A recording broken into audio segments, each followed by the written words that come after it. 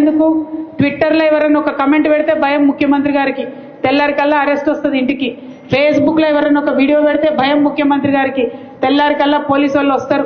అదే క్రమంలో మా కోఆర్డినేటర్ మనోజ్ రెడ్డి గారి మీద కూడా మరి కేసులు పెట్టి పాపం తమ్ముడిని తనను 16 రోజుల పాటు వాళ్ళ కుటుంబాన్ని ఆయనను ఇబ్బంది పెట్టి జైల్లో పెట్టడం జరిగింది. మేము కూడా చూస్తూ ఉన్నాం. బీఆర్ఎస్ కూడా పింక్ బుక్ మెయింటైన్ చేయడం మొదలు పెడుతుంది. ఇబ్బంది పడద్దు, ఇంతకింత తిరిగి చెల్లిస్తామని కూడా మీకు తెలియజేస్తా ఉన్నాం. మీ రాహుల్ గాంధీ ఏమో పాకెట్లో రాజ్యాంగం పట్టుకొని తిరుగుతాడు, ఇక్కడ రేవంత్ రెడ్డి గారేమో రాజ్యాంగాన్ని కాలరాసి అక్రమ కేసులు పెట్టుకుంటా తిరుగుతాడు. చూస్తా ఉన్నాం. డెఫినెట్ గా లెక్కలు మేము కూడా పెట్టుకుంటాం. మాకు జయశంకర్ సార్ నేర్పించిండు లెక్కలు ఎట్లా రాయాలనో, ఎట్లా ఉద్యమాలు చేయాలనో. ఇప్పుడు మా మీద అక్రమ కేసులు పెడుతున్నారు.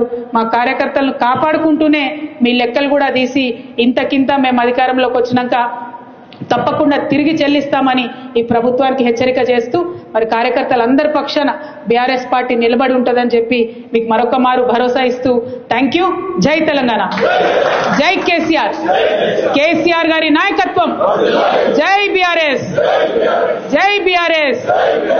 జై బీఆర్ఎస్ అంటే జై జై బీఆర్ఎస్ అనాలి.